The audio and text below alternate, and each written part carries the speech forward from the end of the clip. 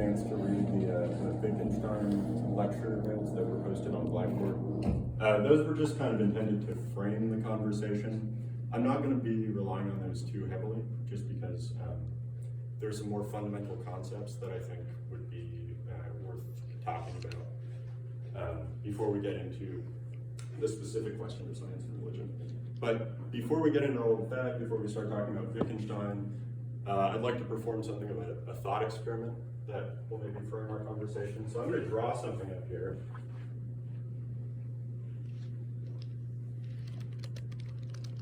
I'll draw it better than that.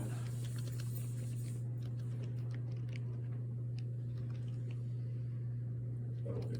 All right. What is this? Raise your hand if you think you have an idea. Yeah. A circle. Okay. Could be a circle.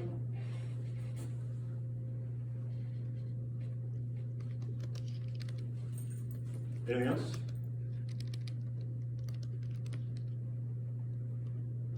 Yeah. The word circle. I'm just talking about this. Yeah. Yeah, the word circle's up here too. That's absolutely right. This figure here that I've drawn. So one person has called it a circle. Could be anything else. Yeah? Maybe like a rock or boulder. Okay. Yeah, rock, boulder. I just haven't filled in the details.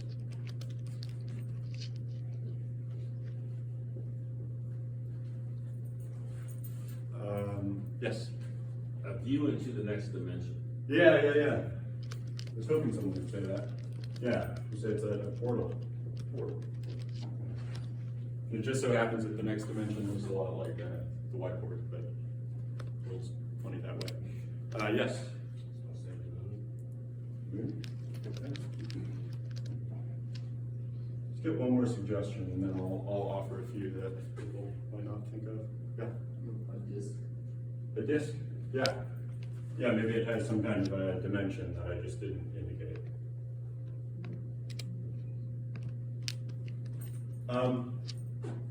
Could it be perhaps a very large zero? You know, maybe I'm setting up an equation on the board, and I'm not convinced that you all in the back can see, so I draw a really big zero. Be a zero.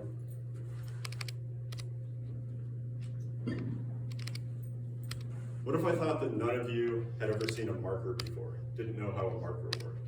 What if I did this in order to demonstrate to you how a marker works? It'd be kind of weird, but we could at least imagine a situation in which a group of people didn't know what a marker was. And I come up here and said, all right, so this is called a marker. You can do this with it. Could be a demonstration.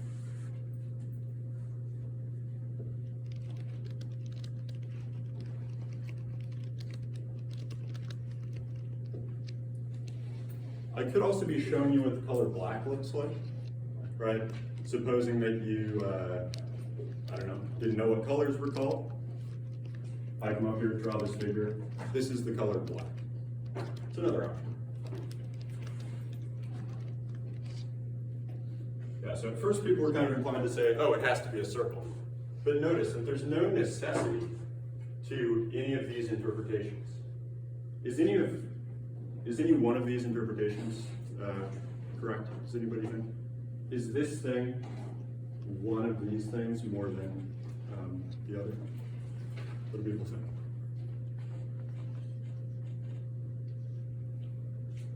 Does anybody think that one of it, if I'll put it this way, if you think that this is necessarily one of these things, then raise your hand.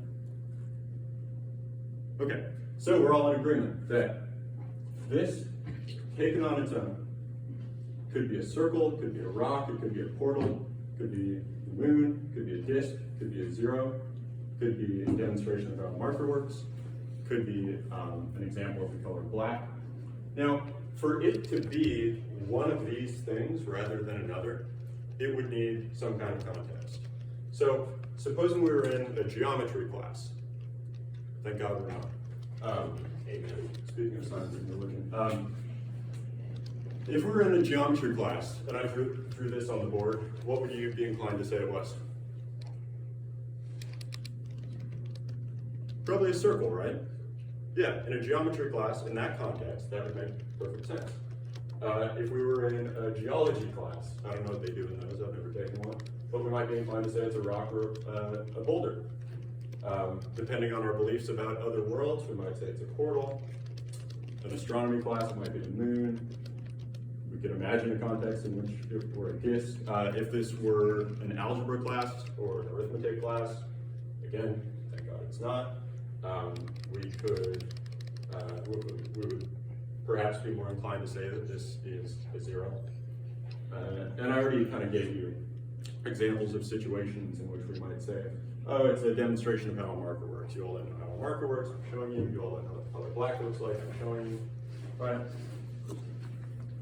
The point of all that is just to say that without a context for interpretation, an image, a word, a phrase, a concept has no determinate meaning. Does everybody kind of follow me there? So, what Wittgenstein calls, the term that Wittgenstein uses to refer to that context that gives meaning to things like figures, words, concepts, is language game. He would call that a language game. If we were in a geometry class, we would be playing a geometry language game. So if I drew a circle on the board, you would call it a circle because that's the context in which we're operating. Now, some people, there are misconceptions about this. Some people think that language game, that concept is meant to disparage things, like, oh, that's only a language game. No, he thinks that all language can basically be broken down to a kind of game, which is to say, there are rules. They don't have to be very clearly defined, right? When you walk into a room, let's say you walk into a history class, you don't go through the rules of talking about history. They're kind of implied, they're just there. They show up in the way that you speak. But there are rules, which is to say you can make a mistake, and we'll talk about that later. There are ways in which words are used.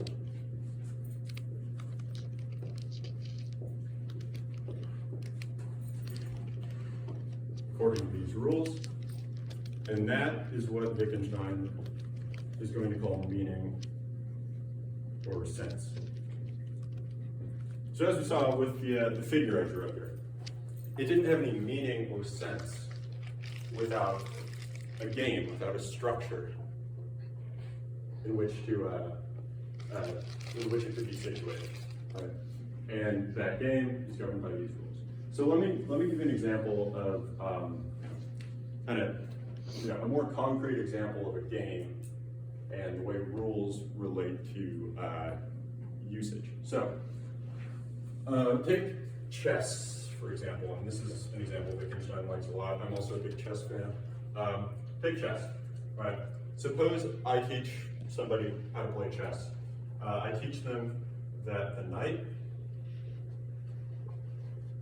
moves like that. Does anyone in here play chess or know how to play chess? Yeah, you know that knight moves in kind of an L shape. Even if you don't, that's how the knight moves. Now, I teach you how to play chess. We play a few games of chess. You obviously get the rules. You move the knight correctly. And then we go to checkers. And then you take your checkers piece and you move it like that, like a knight. Well, you're following one rule. You're following the rule from the game of chess, according to which the knight moves like this. But just because that rule works in this game doesn't mean that it's going to work in this game too, in checkers. People follow me there? I don't know how many of you have played checkers, but the checkers pieces don't do that. They don't jump in an L shape like a knight. And it's similar with language, right? If we are in a geometry class and you start using the language of, I don't know, astrology, or an astronomy class, and you start using the language of astronomy, I wouldn't say you're wrong, Wittgenstein wouldn't say you're wrong, and we'll kind of get around to why that is in a second. But probably the more appropriate way to account for it would be to say that you've made a mistake.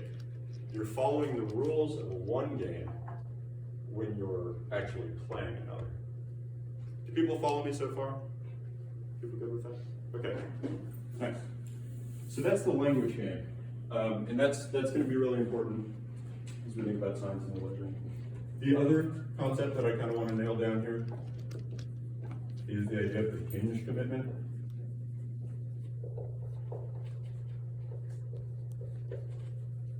Are there two T's in commitment? I don't know. So this, by the way, comes from philosophical investigations, sort of Wittgenstein's final major work. This comes from a posthumously published book called Uncertainty, but I think they work together quite nicely, just in case anybody was interested in looking these up. The hinge commitment is the basic certainty that underlies all speech and action in a given language. For example, if I'm a scientist working in a laboratory, let's say I'm a microbiologist and I'm looking through a microscope, I don't start my day by checking to make sure that microscopes actually reveal whatever is put under the microscope in greater detail, right? I don't have to prove to myself before I use the microscope that microscopes work, unless there's a problem with the microscope. I'll give you an even more basic example. Say I'm a scientist working in a laboratory. This time, let's say I'm experimenting on mice to develop some medicine. Before I experiment on the mice, do I have to make sure that the external world exists?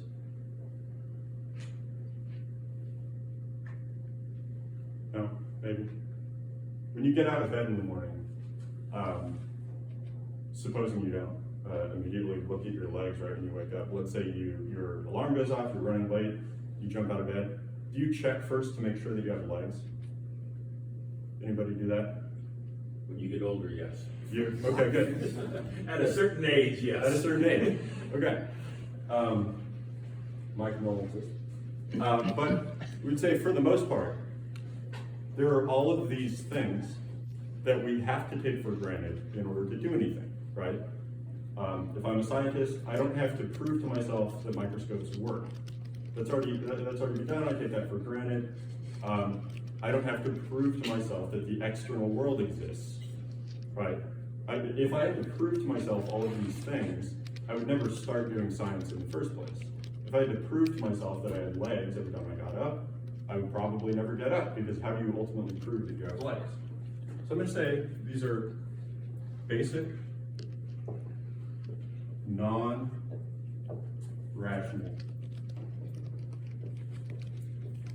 methods.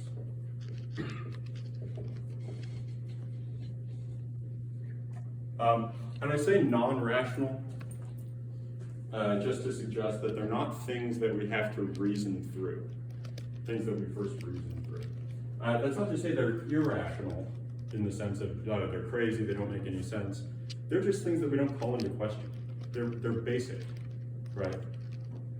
But by virtue of their being basic, they also can't really be demonstrated in the way that we demonstrate other things. All of the other demonstration that we do, all demonstration depends on these basic movements. They're called hinges in Wittgenstein's work because when you move a door, right, the door moves, but the hinges stay in place, right? A given theory might change, it might develop, but there are certain hinges, fundamental commitments that stay in place. So, having established those two things, I'm going to claim, along with Wittgenstein, that science is the language game.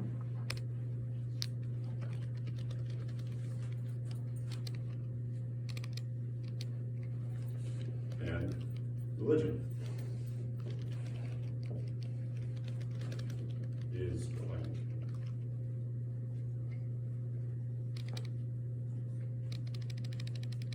Now, what does this mean? This means that these are two domains in which language is used in particular ways, following certain rules, predicated on certain basic commitments that are not rationally demonstrable, and that to move from one to the other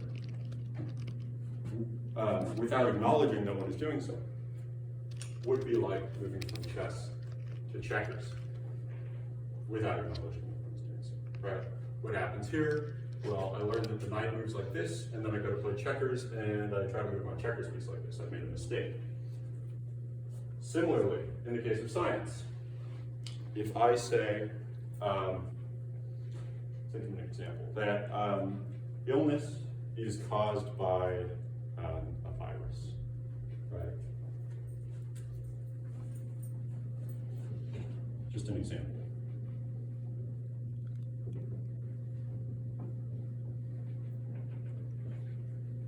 I know illness isn't the same thing as a virus, but this is true. In the religious language game, someone says illness is a divine punishment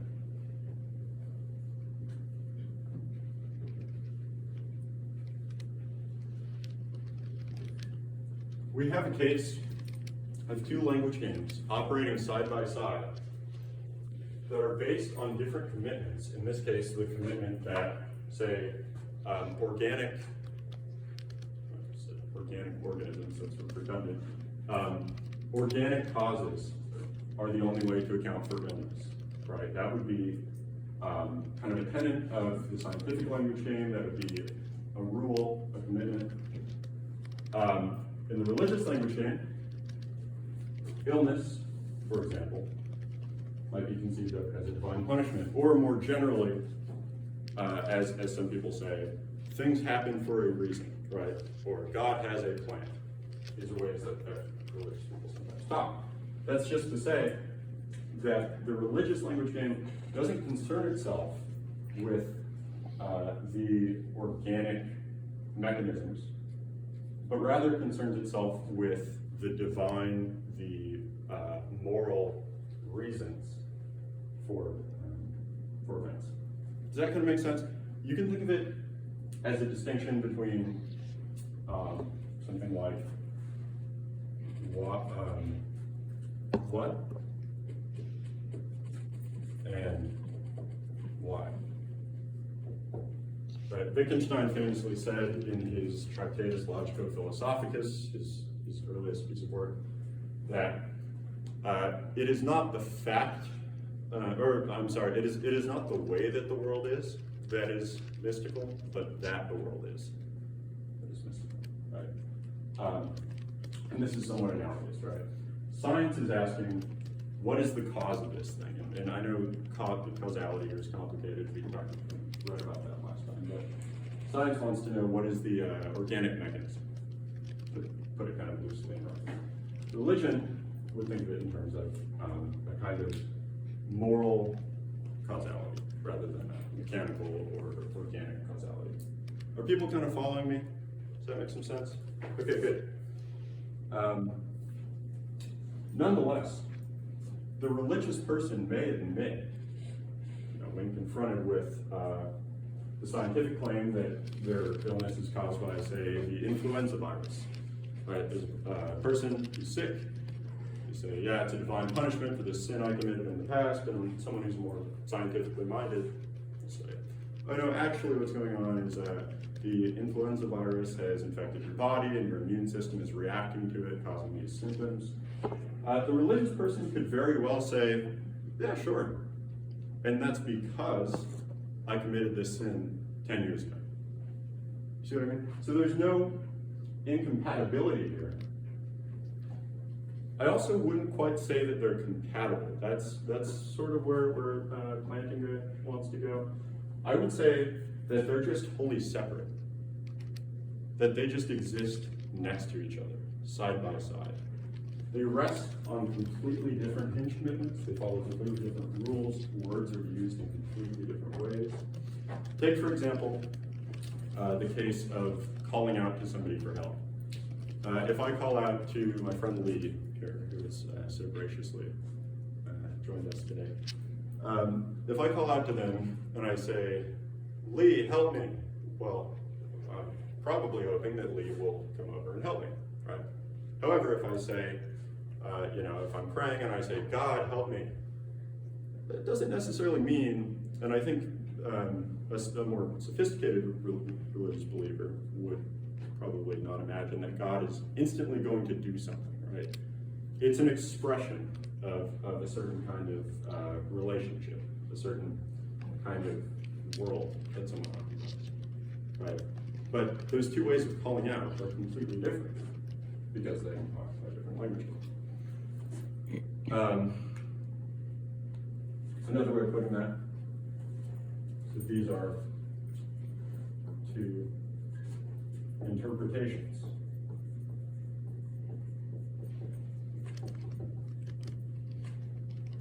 We talked earlier in the semester about, does everybody remember that little optical illusion with the staircase and all that? Yeah, so there we talked about the problem of interpreting sensory phenomena. I tend to go pretty far with that claim and say that there are no basic sensory phenomena at all, that there's always some level of interpretation going on. And I think that that's kind of compatible with what Wittgenstein wants to do with the language game. The second we call something something, we've already interpreted it. In fact, I think that the second we perceive something as something, we've already distinguished it, we've already identified it in a certain way. So these are two different kind of basic interpretations. And just kind of in service of that point, I'm going to enlist sort of an unlikely ally to the cause of religious belief here, Friedrich Nietzsche, who says in his text here, Will to Power. If anybody's familiar with Nietzsche, he was a pretty ardent atheist. He says, against positivism, which we're all familiar with from earlier discussions, which halts at phenomena, they're saying there are only facts. I would say, no. Facts is precisely what there is not. Only interpretations. We cannot establish any fact in itself. Perhaps it is even folly to want to do such a thing. Everything is subjective, you say. But even this is interpretation. The subject is not something given. It is something added and invented and projected behind what is there. Finally, is it necessary to posit an interpreter behind the interpretation? Even this is invention, hypothesis. Insofar as the word knowledge has any meaning, the world is knowable. But it is interpretable otherwise. It has no meaning beyond it, but countless meanings, depending on interpretation. Perspectivism. Okay, so that's Nietzsche on this question. This same way of thinking, kind of Nietzschean, Wittgensteinian, gets articulated later on by a French thinker, just to kind of trap if you were talking about here. French thinker Jean-Francois Lyotard. And I mentioned his name just because we talked a bit ago about postmodernism. Does everybody remember that discussion? And this is essentially a postmodern position. I mean, there are different readings of Wittgenstein, but I tend to read him as a sort of postmodernist. Jean-Francois Lyotard, he wrote the text, The Postmodern Condition, which postmodernism was sort of defined, and he uses Wittgenstein's concept of the language game there. So if you're interested in kind of the postmodern interpretation of that, Lyotard is someone to look into. And just make sure I don't miss anything important here. Yeah, okay, so basically what I want to say is this. just to kind of summarize all of this, I know there's kind of stuff all over the place, but science is an interpretation. To put it rather simply, perhaps even too simply and crudely, science is an interpretation. Religion is also an interpretation.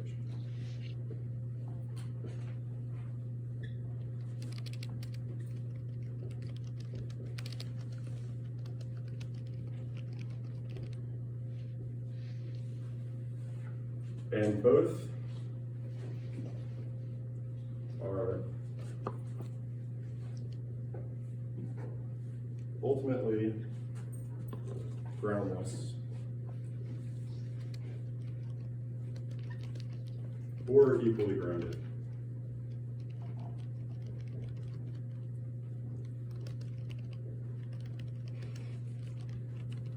That's sort of my basic claim.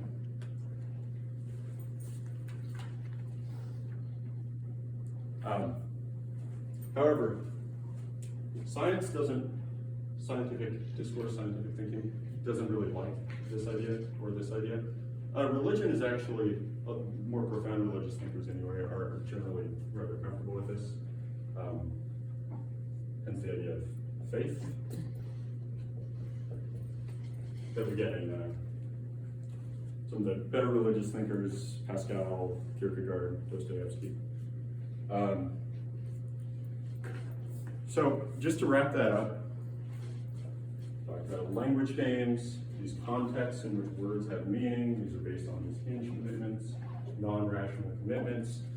The interpretation that we give to the world takes place within a language game. Science and religion are language games that interpret the world according to their rules and commitments. We have this example here. Nietzsche seems to suggest the same thing. Just to conclude, I'd like to read a passage from Wittgenstein's lecture on ethics. So he says, "We all know what in ordinary life would be called a miracle. It obviously is simply an event the like of which we have never yet seen. Now suppose such an event happened. Take the case that one of you suddenly grew a lion head and began to roar. Certainly that would be as extraordinary a thing as I can imagine.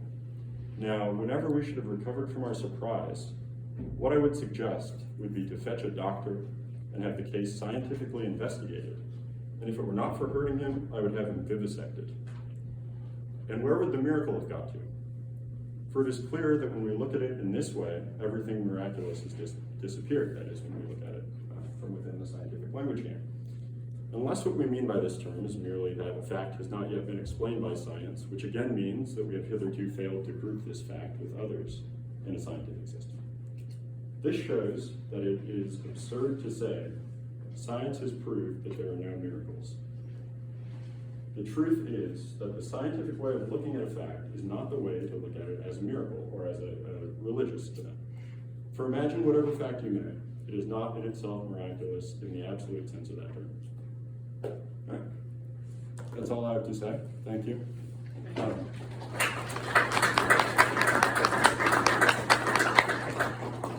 don't know how much time we have. Yeah, if anyone has any questions. Yeah. So if I'm following, you're saying it's not beneficial to compare science and religion? It's not beneficial to compare them. I don't think that they can be meaningfully compared. So it's not beneficial? I guess it depends on what your purpose is. Okay. Because you could say I was just comparing them. Right? Yeah.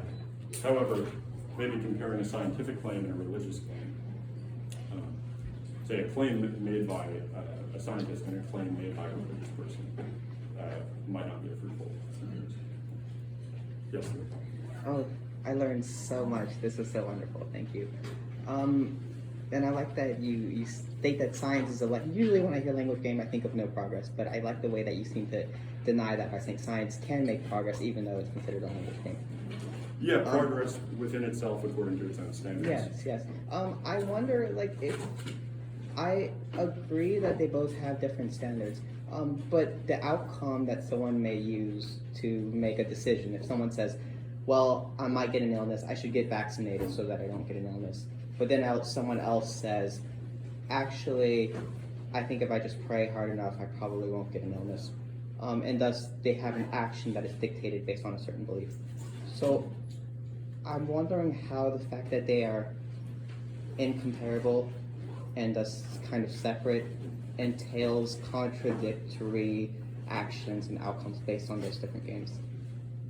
Yeah, I guess the evaluation of the outcome would be based on the game you're playing. Right? I mean, if somebody says, well, you just pray hard enough and not get the illness, and supposing they get the illness, then they could probably come up with some kind of religious reason why they got the illness. And if somebody's committed to the scientific language game and they get vaccinated, then they don't get the illness, then, well, the account for that is rather obvious too. Yes? Well, it goes to what you were saying, the what versus the why. And I think certainly both science and religion are interpretations. I mean, the human condition is to try and make sense of what our perceptions are telling us. That is interpretation. Science and religion go about it just different ways. And the what and the why, both of them can agree on the what. They disagree on the why, which then leads to a disagreement on the actions. Yeah, I mean, I guess there are even cases, this is sort of a rough distinction. I could imagine cases in which science and religion might disagree on the what itself. Like in the case of, I think this was in the lectures that were posted on Blackboard, the Continual lectures, but the bleeding statues. Some Catholics go visit these statues that bleed occasionally, and they claim, well, yeah, the statue's actually bleeding, whereas a scientifically minded person would be disinclined to accept that. So that's just to say, I think there are cases in which they might disagree on the what, but generally speaking, I think this would be kind of a helpful distinction, as you say. Right. Thanks. Well done, thank you. Let's all thank Jake for the great talk. Maybe we'll come and continue this discussion on Thursday. So leave it up for a second, please, Jake. Okay. All right. So thanks everybody. I'll see you all on Thursday. Have a great week.